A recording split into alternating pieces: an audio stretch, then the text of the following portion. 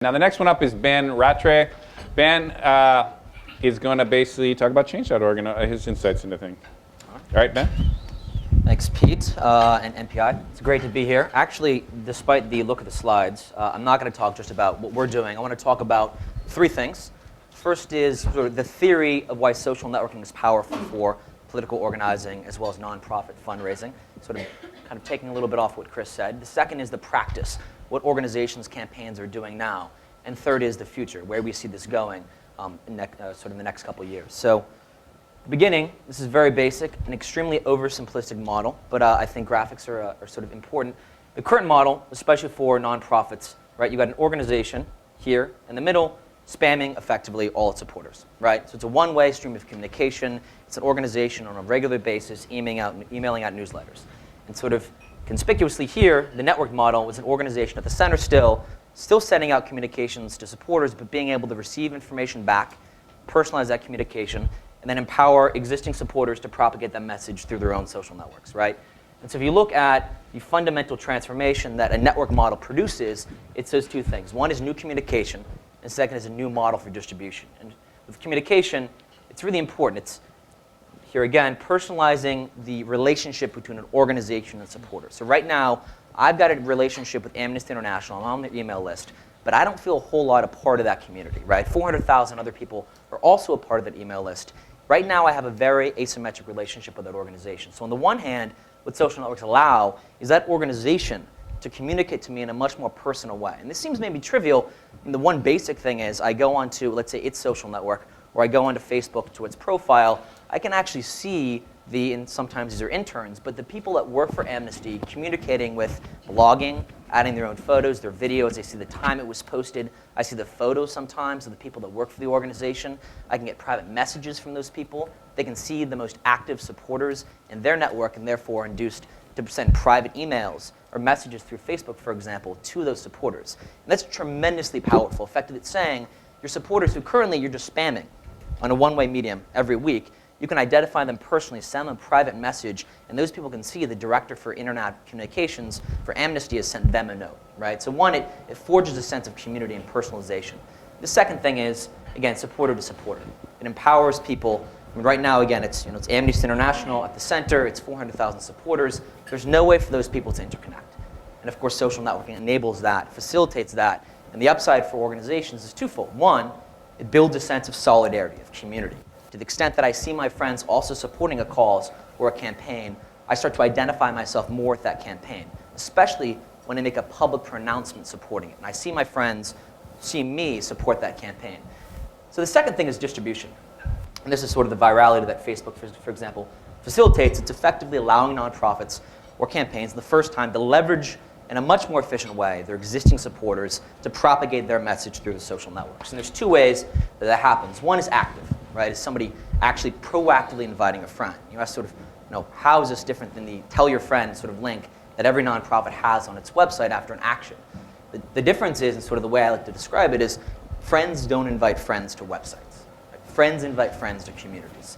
And if you look at the growth of things like Facebook or YouTube or everything else, it's all individuals inviting friends. There's no marketing. And Facebook never paid for marketing. MySpace didn't, YouTube didn't, and these are all growing organically, people inviting friends. And the second thing is, of course, passive as well.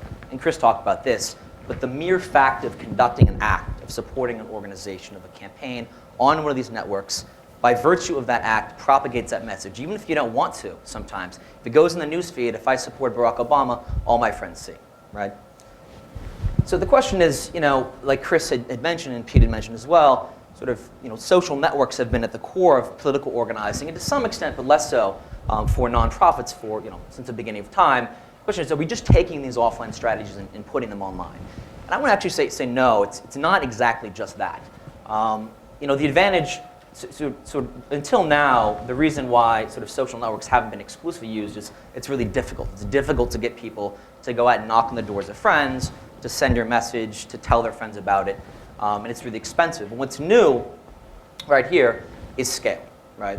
It's so much easier for you to facilitate that communication. In fact, so much so that it actually is transformative.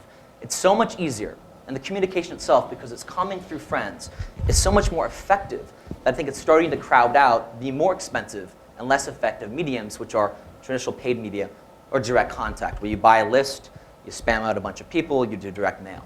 Right? So although it's merely really taking something offline that's always been successful and bringing it online, it is so much more effective and so much cheaper. And the scale is so much greater that it is transformative, I think. The other thing, I'm going to steal your water. The other thing I wanted to mention is it's not just actually this. There's one other element that I think is overlooked in many quarters. It's not just that the communication stream is different and the distribution. Thank you. The distribution is different. It's that the nature of the communication and distribution is such that it overcomes traditional psychological barriers to involvement. This is really important. So there's three elements here. So it's not just that you're more likely to receive an email or notification about a certain campaign or a cause. It's that when it comes through a friend, it has much more impact, and the power of personal connections to differentiate that cause from anything else. This is very important. One of the problems in getting people engaged in social issues, you have a tremendous number of people that care about, for example, global warming. I've got all my friends care about everybody in San Francisco cares about global warming. There are very few people that do a damn thing about it. And the reason is, well, there's many reasons. One of the reasons is you've got no idea what to do. There are 5,000 environmental conservation organizations across the US. They're all working seemingly superficially for the same cause. How do you decide, right? And the power of personal connections is that it overcomes that paradox of choice. It immediately says, look, your friends support Greenpeace, they're doing this campaign today, and it immediately validates and gives you a reason to take that specific action. The second thing is collective action and magnified impact.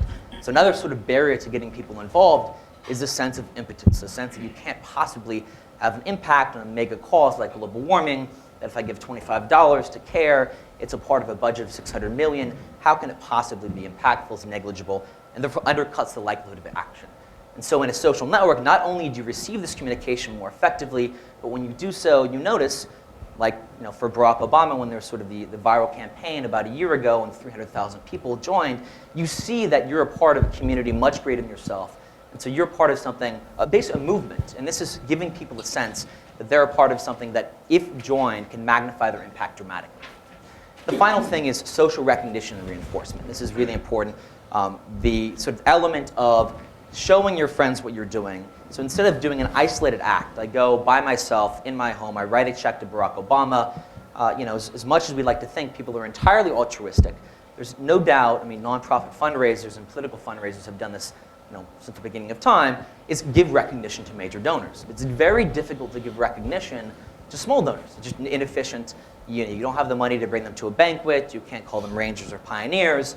But the most important segment of people who others care about, they're their friends. And so what you effectively do is you show, you can show people and give recognition to donors and other activists in your network. So I want to talk about sort of the practice of social networking right now, what nonprofits and political campaigns are doing, and to what effect. But I think it's important before doing so is to say, well, how are we going to assess effectiveness? What are the goals of organizations and campaigns getting involved in social networking? Traditionally, you care about sort of activism, advocacy. You care about three things. We want to get more people giving more money and taking more action. And action in this case could either be emailing Congress, going to a volunteer event, or voting, right? I think social networks can increase all of these. But I want to mention one thing. The money thing is interesting. To the extent that social networking can enable more people to take greater action, especially when we're talking about voting patterns, more money is less and less relevant. And so though I think it's possible, what I'll say in a second is, actually, I'm not so certain that social networks will be able to raise as much money as we initially thought. So we still think it's possible, but it may not be as relevant, because money is a conduit, is a vehicle, is a facilitator for getting action. And to the extent that you can go on Facebook, I think, as a sort of a side note, I think one of the most transformative things, my prediction is, the most transformative thing in politics in the next year and a half will be voter registration on Facebook. Voter registration on Facebook. And the reason is, I go on, and I actually haven't seen the app yet, but I go on, right? And I can see immediately all my friends that have or have not registered to vote. I can see what party they are. I'll notified if they're the same party, right? I'll be notified if they're in the same district. And I can immediately invite all those people with a single click to go register. And if they're not registered, then I can send them another note, and they may receive another note from another friend. And then on election day, I can go and say, well, look, who lives in my precinct who's also a Dem, for example, and who's going to go to the poll at what time? And you can recruit all those people. I mean, I think it's going to be a dramatic impact, and it's got nothing to do with more money. So I think more money can be raised, but it's not necessarily as important as one might think. So the present, how organizations are currently using social networks. I mean, first off, look, I mean, tremendous interest overall. Tremendous interest overall. It's obvious to a lot of people the interest in campaigns. And all the presidentials are all over social networks, right? It's also happening in the nonprofit sector and the advocacy sector, increasingly. The way it's happening, I mean, we see it on a regular basis. What organizations tend to do is they're hiring an online media or on a communications manager to facilitate this, right? And they're focused primarily on MySpace and Facebook. YouTube as well, not exactly a social network, still very powerful, but really focusing on MySpace and Facebook. I think that's a good thing. Obviously we run a niche play, which will describe sort of the positioning and why I think we're relevant, but focused on MySpace and Facebook. I would say thus far a qualified success. So walking through what nonprofits are doing especially, nonprofits will go on Facebook, they'll create a group, they'll create a cause, they may create a page, and they'll try to recruit members. Overall, it's more, I mean, people are treating this as an appendage to their normal strategy. So if you look at organizations, the way they're working is they still have their normal email list of 400,000 people that they're spamming on a regular basis.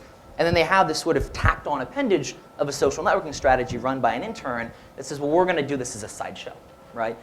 Which is okay, it's understandable, but it's still a sideshow. It's not deeply integrated into their normal stream of communication. And so when I say qualified success, this is really important to know, and as Chris knows, maybe he knows now, I'm a huge fan of Facebook, less so of MySpace, but it still can be very effective.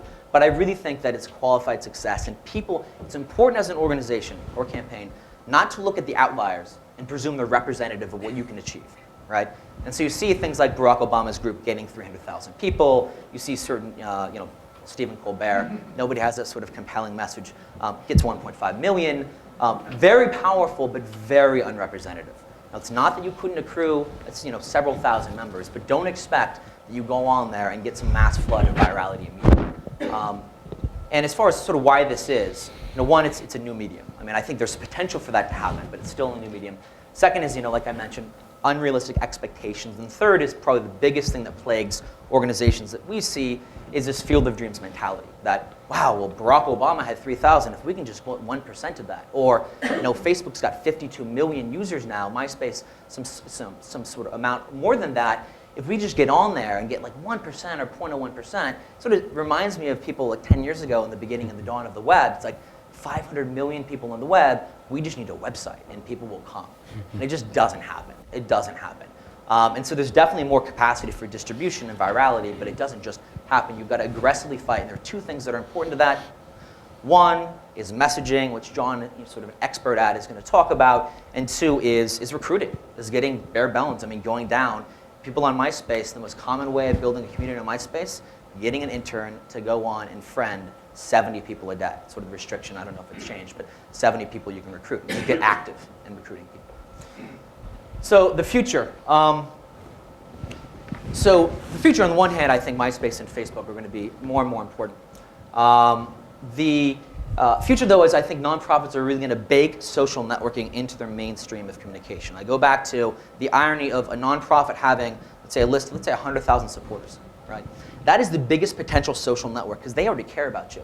They're already on your list, right? To tap into that, to build a sense of community, to forge solidarity, and then to empower them to spread your message is the most promising thing.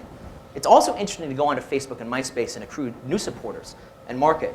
But I think one can't ignore that deep integration. And you see across multiple sectors the commoditization of social networking being integrated into everything. And so what we're doing, sort of what organizations want, if you look at what they need to really be effective, I think that a lot of organizations are looking for branding, they're looking for custom features, looking to leverage their existing content of their websites, they're looking to capture data, they're looking to integrate it with their CRM, if it's Convio, Conterra, Democracy in Action.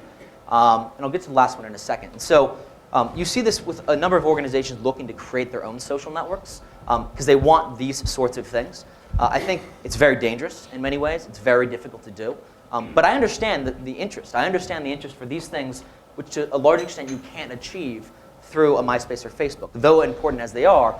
And so what we're doing and this is sort of an announcement we're going to make tomorrow, is we are enabling nonprofits, rather than having to build their own custom social network, is give them all the features and functionality and branding they want while being able to plug into a broader network of social change. Right? And so what we're doing is basically turning nonprofits' websites into effective social networks. And so I'll just run through a couple of the organizations. We're launching with about 50 of them. But this is our site, and more or less what we've done is we've turned these websites into social networks. And so you can see Could Pink, you can see the overall network, NARO Pro-Choice, you can see Basic Connect to all the supporters around the country. You can take action. Actually, we have an API with Democracy in Action. We're going to do so with all basically the major vendors, it looks like, where people from American Way or whatever organization, they post actions. Rather than having it on their website where you take action and that's the extent of the experience, you can actually see the bottom, 46 emails sent or whatnot. You can see the people that have sent it. You can see what they've written. You can rank each other's letters. You can see who's written letters in your district. So very powerful. And then invite people to join. You do have fundraising projects and social fundraising communities. You can direct money in specific ways. You have a blog that you can stream from your blog overall or personally communicate with your supporters. You have, of course, video sharing. You just pull it in from YouTube, or others in your network can actually post their own videos. And of course, what we do here is, our site, just very briefly, it's both communities around nonprofits, soon-to-be campaigns, and issues as well. And so you're connected as an organization to all the different issues that you care about. So not only do you have the capacity and the tool set to build your own community that's branded, within which you capture data and control on change.org, but also can pull from a broader community of people who join the network. And that's it. Man.